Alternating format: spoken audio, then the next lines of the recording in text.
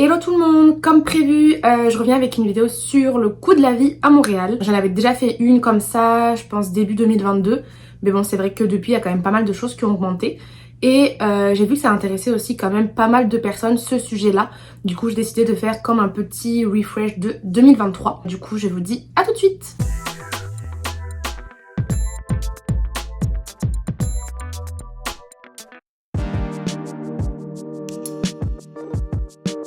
On va commencer par le loyer parce que c'est quand même quelque chose de super important. C'est vraiment le plus gros truc du budget quoi en fait. Et donc je dirais qu'au jour d'aujourd'hui, avoir un logement genre une chambre quand même assez grand pour vivre à deux, tout ça, et qui est quand même bien insonorisé, qui est quand même propre, un peu récent, tout ça. Je pense que maintenant c'est au moins du 1300 voire 1400 $ par mois pour des quartiers sympas quoi. Parce que sinon vous pouvez trouver des logements un peu moins chers, genre du 1200 $. Mais ça va être vraiment des logements du style un peu vieillissant.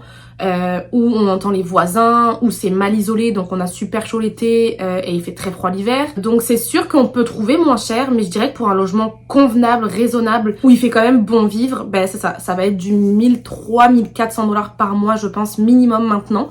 Ça peut aussi aller beaucoup plus cher suivant les quartiers, suivant les types d'appartements, tout ça. Donc ça, encore une fois, c'est propre à chacun avec son budget et voilà, et comment il voit les choses. En ce qui concerne les électroménagers, en général, ils sont toujours à l'intérieur des appartements. Franchement, je pense que 80% des appartements sont déjà semi-meublés. Et je vous dirais que si vous en trouvez qui sont pas semi-meublés, passez votre chemin. Parce que ici c'est hors de prix là, que ce soit des frigos, laveuses, sécheuses, tout ce que vous voulez, c'est vraiment super cher et vraiment c'est, même d'occasion tout ça, ça reste vraiment très cher. Pour ce qui est des meubles, ici malheureusement, souvent c'est des non meublés, les appartements. C'est très très rare de trouver des meublés ou alors ils sont pris vraiment tout de suite. Donc passage obligé, vous allez devoir acheter vos meubles. C'est aussi très très cher, mais en faisant des petites recherches, tout ça, on peut quand même s'en sortir. Au niveau de l'assurance de la maison, très important aussi, ici elle est parfois pas obligatoire, mais je vous conseille quand même vraiment de la prendre parce que c'est super important, surtout ici. Cette année par exemple on a eu une tempête de glace, il y a beaucoup d'habitations tout ça qui ont quand même pas mal pris là, donc du coup voilà, c'est hyper important. Je sais qu'en France c'est obligatoire, ici non, mais prenez-la quand même. Et pour vous donner une idée, nous on paye 30 $ par mois. Et du coup, pour aussi vous faire une idée par rapport à ça, nous on a déménagé, donc ça fait 1 an maintenant qu'on est dans notre appartement actuel. Et du coup on a décidé en fait de prendre un appartement dans un condo. Alors c'est cher, mais l'année dernière l'appartement qu'on avait, celui qu'on a pris au début là, ça reflète en fait ce que j'ai dit un peu au début, c'est qu'il était quand même assez vieux, donc on entendait quand même super fort les voisins, même s'il n'y avait pas trop de bruit, qu'ils faisaient pas grand chose etc, on les entendait quand même. C'était mal isolé, donc l'hiver on avait vraiment froid. Et l'été on crevait de chaud parce qu'il n'y avait même pas de clim, donc franchement je crois qu'il faisait la nuit 35 dans l'appart, c'était intenable.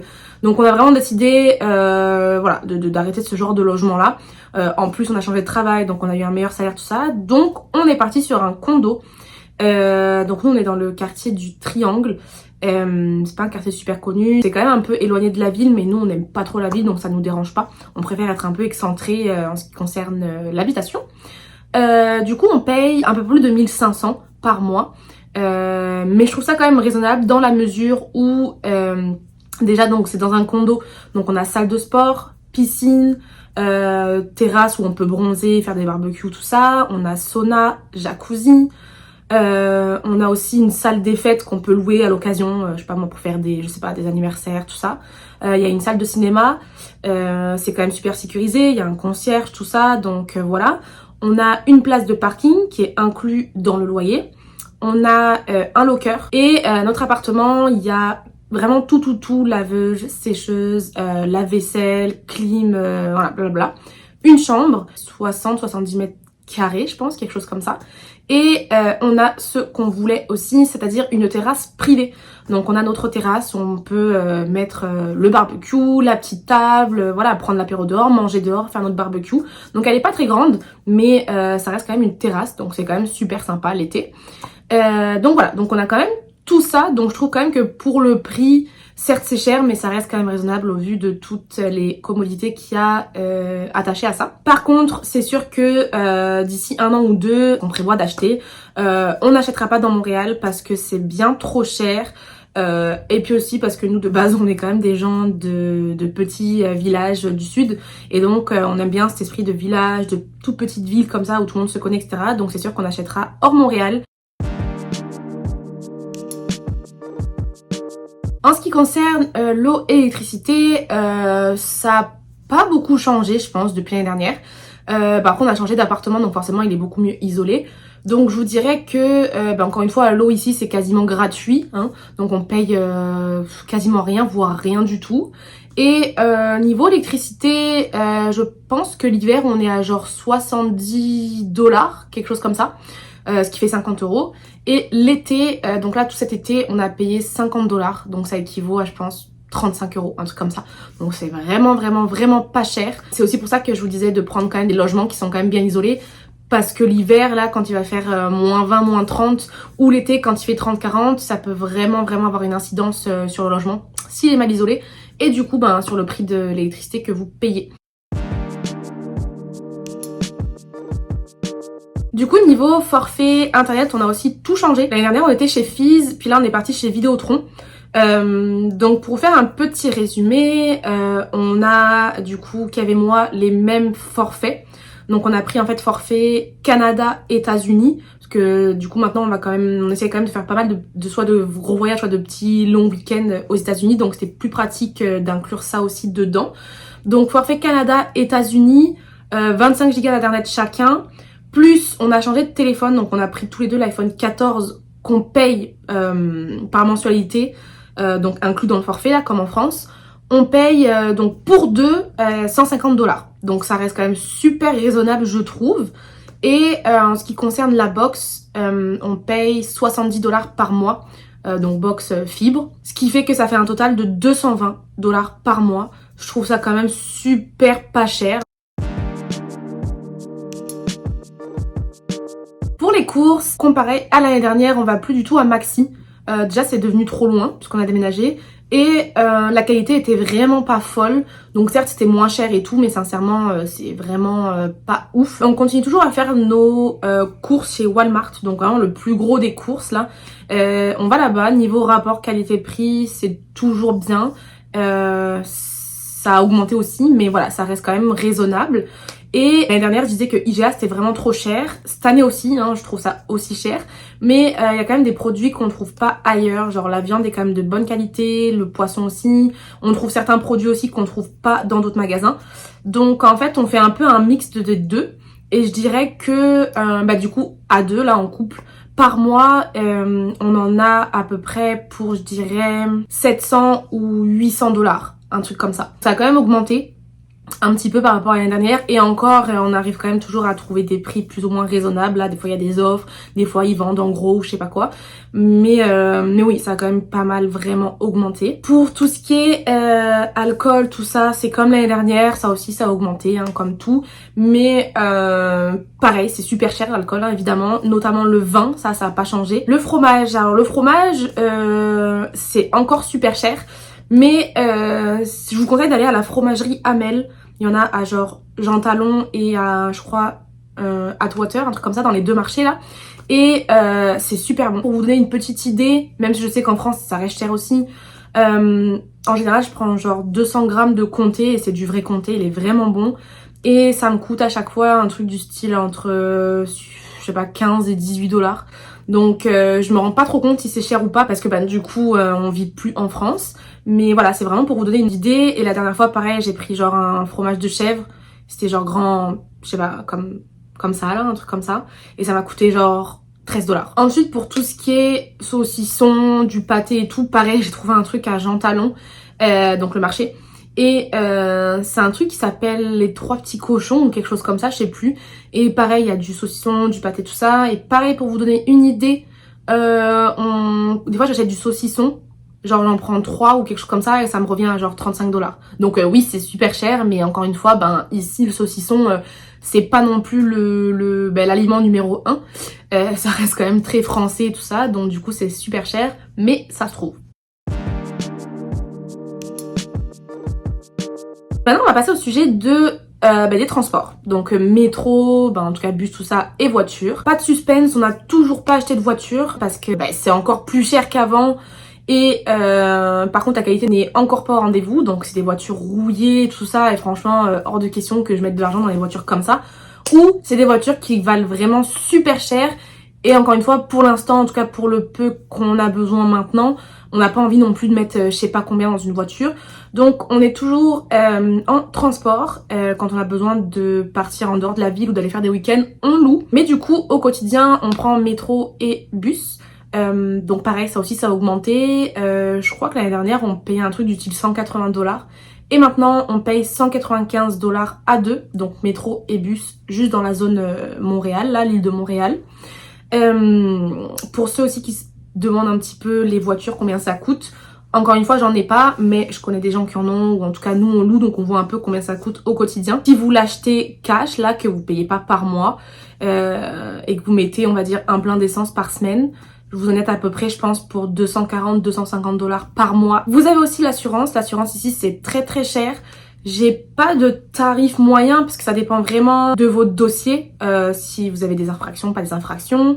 Ça dépend de la voiture, c'est une grosse voiture, une voiture pas trop chère, de l'assurance que vous prenez, est-ce que vous prenez l'assurance tout risque ou pas, tout ça. Mais en général, les gens à qui je parle, ils payent, on va dire, 150$ par mois. Donc si on fait le compte, il y en a déjà pour à peu près 400$ par mois. Et ça, c'est si vous l'avez pas, enfin si vous l'avez payé comptant, parce que si, admettons, vous l'avez payé, mais vous payez par mensualité, il faut aussi rajouter la mensualité. On va dire c'est peut-être genre souvent c'est en genre 300$ par mois, donc ça fait quand même du 700 par mois, sans compter les parkings, etc. que vous payez à droite à gauche et vous bougez. C'est quand même cher, donc c'est pour ça que pour l'instant nous on n'en a pas tant besoin que ça, donc on préfère pas acheter. À noter aussi que nous en plus on a le parking qui est intégré dans notre loyer, mais beaucoup ne l'ont pas. Et ici, les parkings, c'est super cher. C'est genre suivant où vous allez, là, ça peut aller de 100 à 250 par mois. C'est aussi à rajouter dans le budget voiture. Donc, ça commence vraiment à être super cher. Niveau resto, sincèrement, je sais pas si ça a augmenté tant que ça ou pas. Je pense que ça a dû augmenter comme un peu tout. Mais c'est pas flagrant, en tout cas pour moi. Ça reste encore super cher, hein, comme d'habitude. Si vous allez faire un resto à deux, que vous prenez quand même à boire, à manger, avec peut-être un petit dessert et tout, c'est quand même pas mal cher. Là, ça va entre 150 et 200$ le restaurant. Sachant aussi qu'il y a les pourboires, hein, faut pas oublier, c'est toujours en place. Si vous en mettez pas, vous êtes très mal vu. À part si le service a été déplorable, c'est une catastrophe, ça encore. Mais sinon, pourboire toujours obligatoire. L'année dernière, c'était 15%. Là, encore maintenant, c'est 15%, mais il y a quand même pas mal de restaurants qui essayent de gratter 18% de la note. Donc ça fait quand même super cher ça aussi, hein. C'est vraiment, mettons que vous avez un resto à 100$, c'est-à-dire qu'il faut rajouter genre un 18$ de plus. Pour les magasins, cette année là, je suis allée faire les magasins la semaine dernière et je pense que j'ai un peu halluciné sur les prix. Je suis partie à H&M, donc H&M qui est aussi une enseigne en France. Et H&M en France, en tout cas, les prix étaient quand même raisonnables, je trouvais. Je sais pas encore une fois là maintenant ce qu'il en est actuellement. Mais en tout cas, avant mon départ, donc il y a 2 ans, les prix étaient quand même sympathiques, là, ça allait. Et là, je suis allée du coup faire le magasin il y a 2 semaines à H&M ici, donc à Montréal. Et franchement, j'ai halluciné des prix. Je regardais des pulls, genre des simples pulls, là, genre col roulé machin, c'était genre 60$. Des pulls basiques, 40$. Des robes genre 80$. Non mais j'ai halluciné sincèrement. Donc je dirais que je sais pas si ça a augmenté ou si c'est moi qui regardais pas trop l'année dernière ou je sais pas quoi. Mais vraiment c'est super cher. Je parle même pas du Zara. Bon après évidemment il y a des magasins d'ici. Mais même les magasins d'ici sont super chers. Sont vraiment vraiment très chers. Ce qui est bizarre c'est que les marques, que ce soit je sais pas North Face, je sais pas, il y a plein de marques, là j'ai pas de marque en tête, mais pour pas mal de marques c'est moins cher là, mais tout ce qui est basique, genre les habits de base, tout ça, je trouve ça vraiment super cher. Pour les loisirs, en fait ça a pas tant changé que ça. En gros il y a encore une fois plein de choses gratuites ici. que ce soit des festivals, que ce soit des animations, que ce soit voilà l'été, l'hiver, là il y a toujours plein de choses à faire. Donc c'est pas comme en France où à chaque fois que vous sortez, faut mettre la main au porte-monnaie. Là vraiment il y a quand même plein de choses à faire qui sont gratuites. Il y a aussi des activités payantes évidemment, mais en général c'est pas si cher que ça. Donc ça reste quand même raisonnable, du coup ce qui fait que quand on sort, on n'est pas obligé de dépenser des 1000 et des 100 ici, et c'est ça qui est vraiment intéressant. Là par exemple on va rentrer dans la période hivernale, si vous avez vos patins ou quoi que ce soit, vous pouvez aller faire du patin gratuit. L'entrée de la patinoire est pas payante, ça dépend certaines évidemment, mais en tout cas il y a certaines patinoires, si on a déjà nos patins, l'entrée est pas payante. Pareil vous pouvez prendre vos raquettes, les raquettes je parle de pied là dans la neige. Il y a plein de parcs nationaux qui l'hiver du coup se transforment un peu avec des sentiers de ski de fond, tout ça. Pareil, vous payez l'entrée du parc, mais après vous avez vos raquettes, vous allez faire une journée de randonnée, ça fait une activité et vous avez rien payé, vous avez payé quoi, peut-être 20 balles et c'est tout quoi. Donc non franchement il y a plein de choses à faire ici, il y a toujours quelque chose à faire en fait, c'est ça qui est fou. Et souvent c'est soit gratuit, soit pas très cher. Je mets de côté tous les festivals, tout ça là l'été, ça c'est hors de prix, je crois que c'est 200 balles l'entrée ou un truc comme ça. Mais en tout cas voilà, pour les activités communes, franchement vous n'avez pas besoin de sortir énormément d'argent et vous vous éclaterez toujours ici. Je suis sur pas mal de groupes Facebook pour les PVTistes comme nous et sincèrement il y a je vois des fois des petits posts qui me font un peu peur. C'est que il y en a beaucoup en fait qui se demandent ou qui disent voilà je viens avec le minimum requis, donc c'est à dire 2500 $ canadiens par personne, et soit il dit juste ça, voilà je viens avec tant, soit il se pose la question de est-ce que c'est suffisant.